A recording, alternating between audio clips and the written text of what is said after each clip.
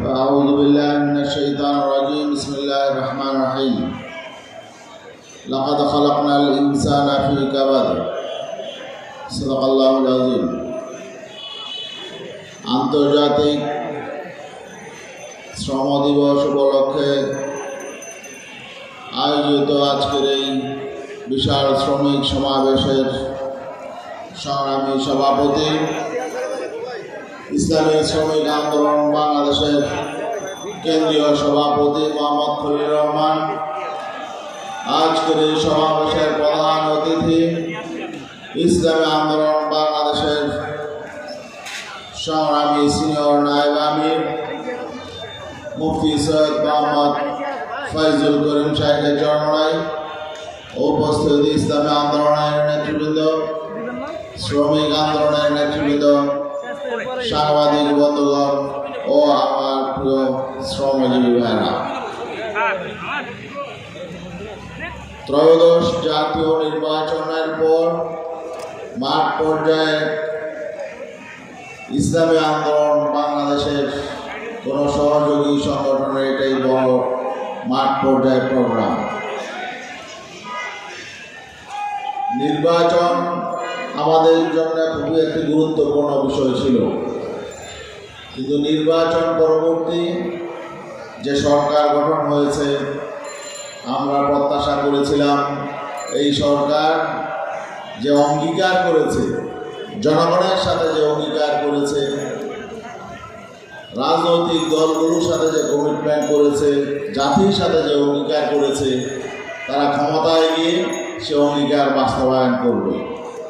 কিন্তু গতকালকে সরকারের গুরুত্বপূর্ণ ব্যক্তি মাননীয় স্বরাষ্ট্রমন্ত্রী জাতীয় পার্লামেন্টে যেই বক্তব্য দিলেন, যে বিবৃতি দিলেন, এতে এই সরকারের কোনো অঙ্গীকারের প্রতি আমাদের আর কোনো আস্থা নাই।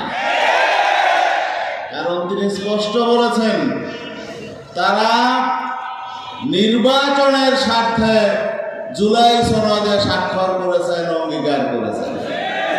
তাহলে তারা যে অঙ্গীকার করেছেন সেটা তারা এখন মনের থেকে করেন নাই, আন্তরিকভাবে করেন নাই, ইচ্ছাকৃতভাবে করেন নাই, এটিও বলে দিলেন।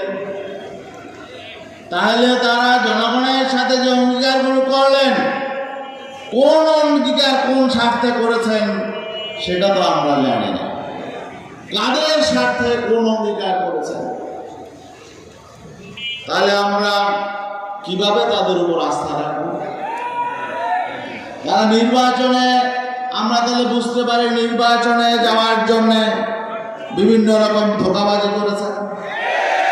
তারা নির্বাচনে বিজয় অর্জন করার জন্য আর কোন কোন অঙ্গীকার করেছেন এটাও তো আমাদের সন্দেহ। তারা নির্বাচনী বৈতরণী পার হওয়ার জন্য কোন রাষ্ট্রের সাথে গোপনে কি অঙ্গীকার করেছেন এটাও তো আমাদের এখন সন্দেহের বিষয়। এটা জাতিকে হতাশ করেছে। একটি দায়িত্বশীল রাজনৈতিক দল জাতীয় পার্লামেন্টে দাঁড়িয়ে জাতীয় কথা বলতে পারে না, কারণ জুলাই সনদ এটা জাতীয় সনদ, এটা জাতির আশা আকাঙ্ক্ষার প্রতিফলন এখানে ঘটেছে। এখানে জাতীয় ঐক্যবদ্ধভাবে সনদ করেছে। এখন আপনারা বললেন এই সনদ আপনারা স্বাক্ষর করেছেন নির্বাচনে যাওয়ার জন্য। এটা তো এক ধরনের প্রতারণা। আজকে এই শ্রমিক দিবসে দাঁড়িয়ে আমরা বলছি দেশের অর্থনীতি বিপর্যস্ত। অর্থনীতি পুনর্গঠনের জন্য যখন দীর্ঘমেয়াদী পরিকল্পনা নেওয়া দরকার, তখন সরকার তারা কি করে?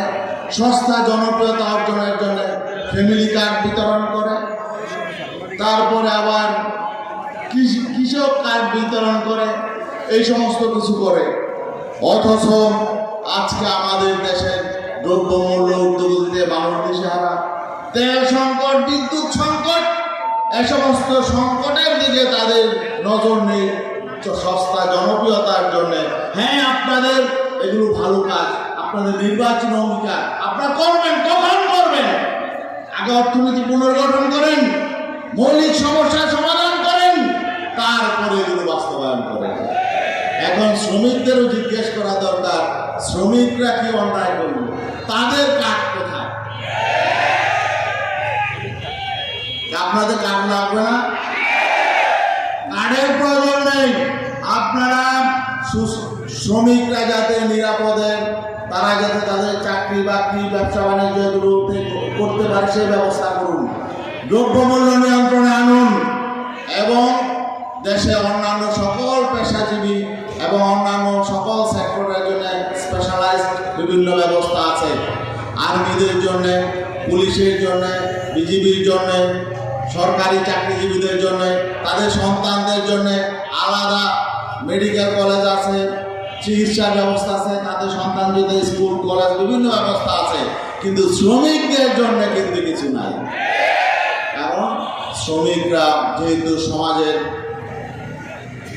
অবহেলিত শ্রেণী, তাদের কথা কেউ ভাবে না, তাদের প্রতিনিধিও পার্লামেন্টে নাই।